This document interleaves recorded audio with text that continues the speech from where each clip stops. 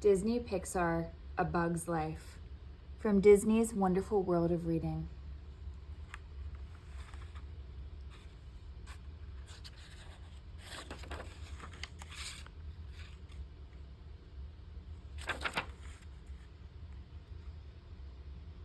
It was right in the middle of the harvest that an ant named Flick had an idea.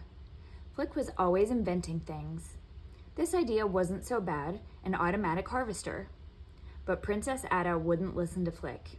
She was too busy figuring out if there would be enough grain for Hopper and his greedy grasshopper gang.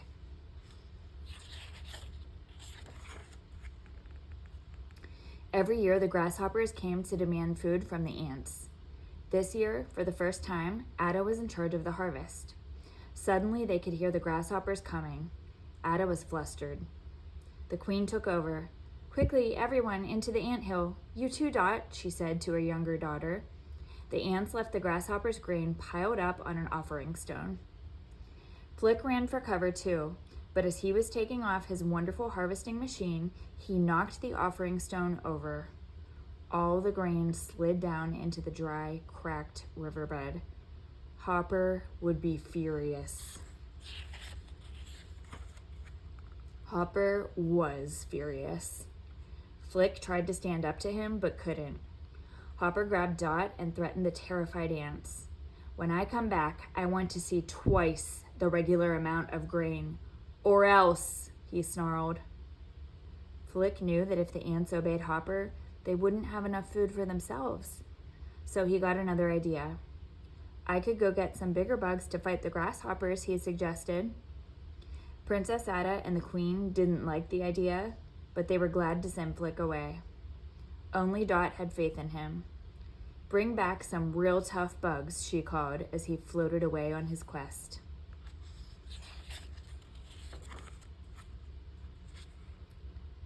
Far away from Ant Island, an audience of rowdy flies was booing yet another circus performance. P.T. Flea, the circus owner, had enough. "You're all fired," he yelled at his performers.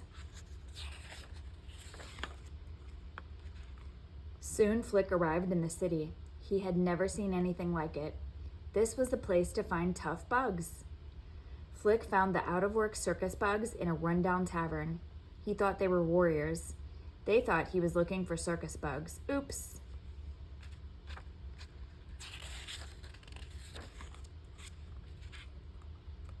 The circus bugs thought Flick was offering them a contract to perform for the ants.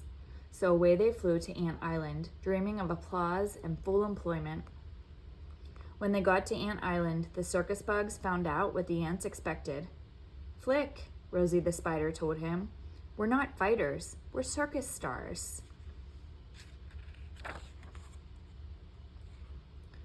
The circus bugs quietly slipped away. Flick ran after them, begging them to stay. Manny the praying mantis spoke for them all. "You tricked us," he told Flick. "You talked about our talents. We thought you were hiring us for a show."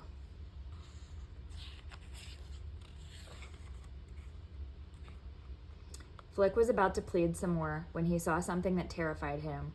It was a bird who ate bugs. "Run!" he yelled. As they ran, Flick and the circus bugs saw Dot floating toward them. The bird had seen Dot too. Swiftly, Francis flew up and grabbed the princess. While Slim held Heimlich up to distract the bird, Flick and the others helped Dot and Francis escape. Then they all flew into a prickly bush. The bird flew away.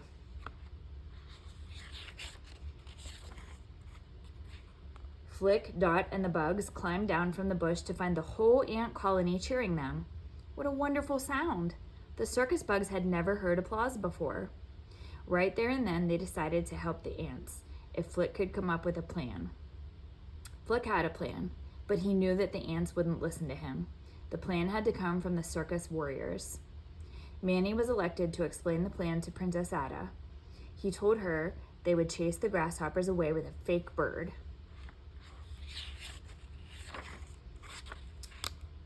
The ants stopped collecting grain and helped the bugs build the bird. They liked the idea of little ants defeating big grasshoppers. They also still thought the warriors were heroes. Once the bird was finished, it was raised up into a knothole in the tree. When the time came, Flick would fly it out and give Hopper the scare of his nasty life.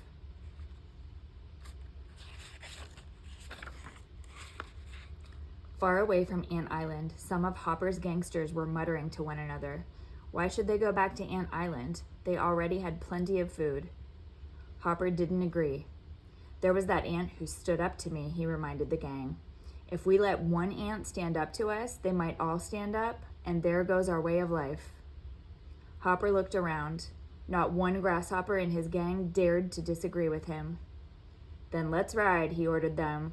With a loud buzz, the gang took off for Ant Island.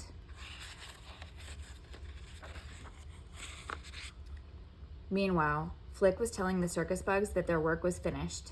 Now that the bird was ready, they wouldn't have to stay and fight. The circus bugs, however, didn't want to leave. They liked being heroes. Then P.T. Flea showed up. I'm looking for some circus performers, he told the ants.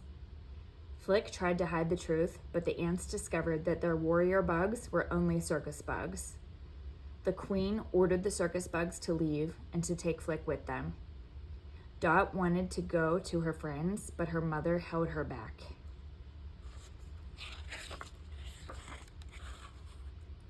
The ants knew they couldn't fight the grasshoppers alone. Frantically, they started collecting grain again, but there wasn't enough time. The alarm sounded. The grasshoppers had arrived.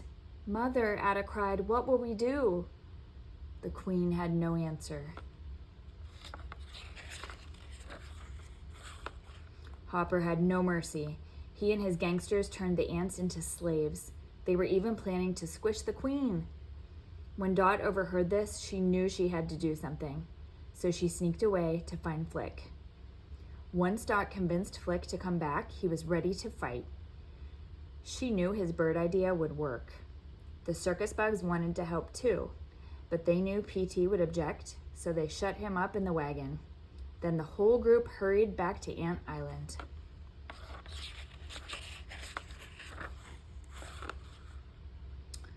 While the circus bugs were distracting Hopper and his gang with a circus performance, Flick and Dot rallied the ant children. Together, they sneaked up to get the bird ready.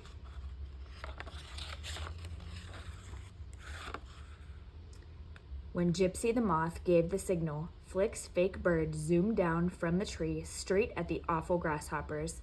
Hopper and his gang ran. Then P.T. Flea, who had never understood Flick's plan, escaped. Thinking that the bird was a danger to them all, he set it on fire.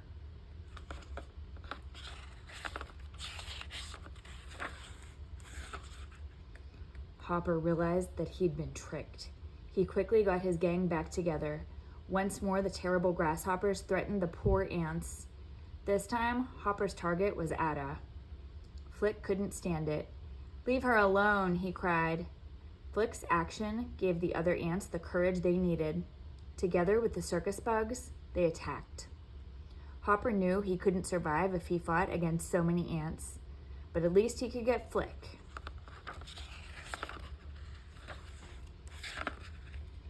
Suddenly, it started to rain, and everyone ran for cover. Ada took advantage of the confusion to grab Flick away from Hopper, but Hopper wouldn't give up. He chased Flick and Ada across the river. Flick got another idea. He remembered where the real bird had its nest. He told Ada where to fly. When Hopper saw the bird, he laughed. Another one of your little bird tricks, he jeered. But it wasn't. Bye-bye, Hopper.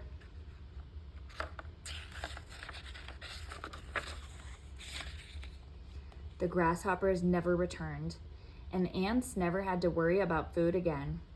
The following spring, P.T. Flea's circus set out on a victory tour. A few of the ants even joined them, wanting to see the world as Flick had done. They left Flick with Ada and the rest of the colony. He would be happy inventing things to make ant life easier. He'd had enough of adventure, and home was where he wanted to stay.